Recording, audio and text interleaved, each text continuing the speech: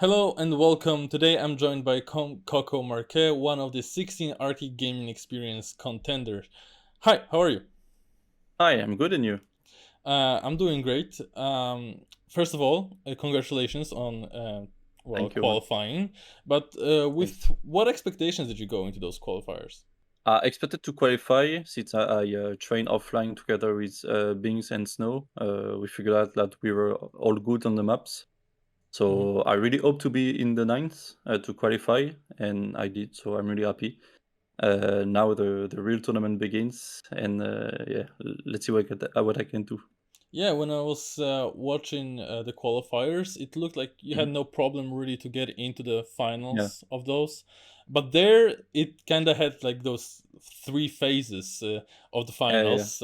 So maybe let's start with the first one. Shaky Hmm. performance on Meloy A, the first map. Yeah. It looks to be the most problematic map for many of the players. Tell me, what is so challenging about this map? This is a map where there is a lot of transitions. I think this is the Mephisto map. There is a lot of transitions and everything is related to your speed from the previous sector. So if you fail the previous sector, you're not gonna make it perfectly for the next one. So it's all comes down to what you have done good before, and this will happen. This will automatically be related to what's it's gonna happen next. So this is really a map where you need to be focused 100%, which I was not. I was just chatting with friends online, so I was not 100% focused since I was 100% sure that I will beat Oris and Sam, and I could have beaten NR as well. But yeah, no offense. That was maybe my worst map together with Bodo. Uh, Again, another transition map, but yeah, very difficult map. You have to be focused 100%, and I will be more than that on the event. Right after Meloy finished 5 rounds, then we go into the second phase. Salmon looks like the best map for you, like the most comfortable. Yeah. We've seen you, but I am curious about one thing that we could notice on the broadcast, that Mhm. you have two lines for the finishing turn. Yeah. Drift into the dirt. You have tight line for when you feel Mhm. kind of safe, and wide line Yeah. for when you are behind or when you feel pressured. And Yeah. I understand that I got it right. So tell me, Mhm. how did you get to the conclusion that you need two lines and well, were you training with other people, Mm. like sharing information? How did Like, it come up? uh, I train with Bings and Snow, and I figured out that I'm really sick on the map. I'm really good. I think I'm really good, but I cannot do the last drift. Like, I'm so fucking lost on where to drift, when to drift, how much do I need to drift, and exit on the dirt to be good and have the right amount of speed to the risky finish line. And actually, this is the reverse thing that you said. If I'm safe, I will go wide, so I'm sure 100% that I will have speed to do the finish line. And if I'm, I mean, it's not even about safing or not. It's Mm-hmm. about if I have the gear or not before.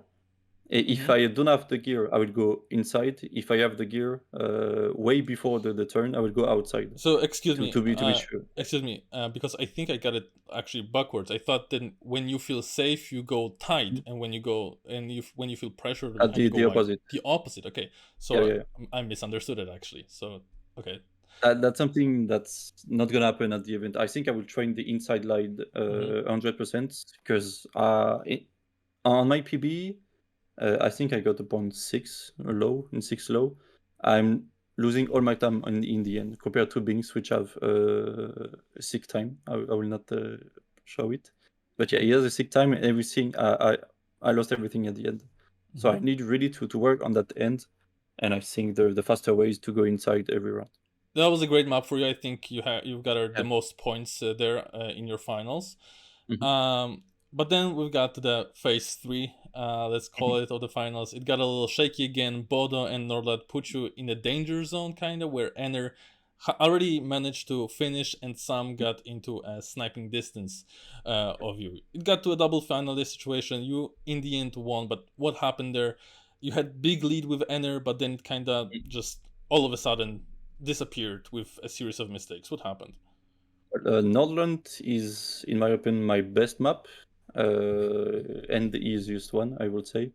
And I don't know why, but I wanted to push a sick time. I wanted to do 59 every round, so I choked stupidly at the end, like 2 or 3 times, which cost me scoring 3 pointers instead of 10 pointers. So that gave NR a big lead and gave Sam an opportunity to come back.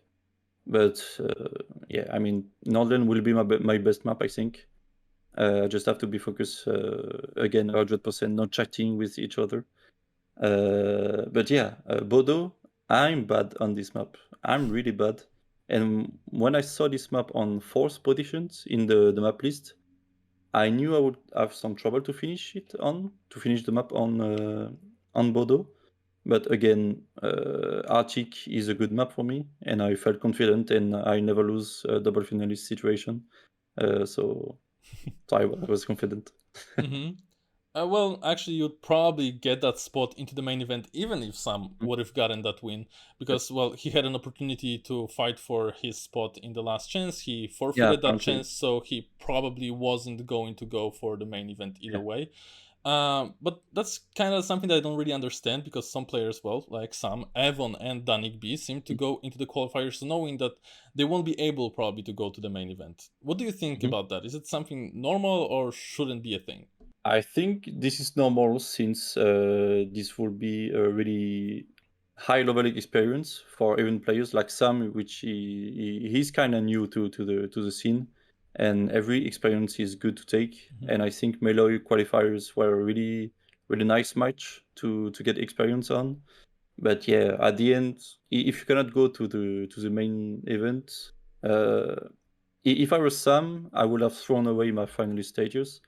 Like I would have eat a stupid wall or even Mhm. DNF to give him the spot. But yeah,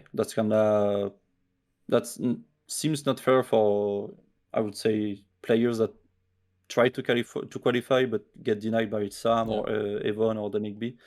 But yeah, I mean, if they didn't beat those guys, they shouldn't have the level to compete at Meloy.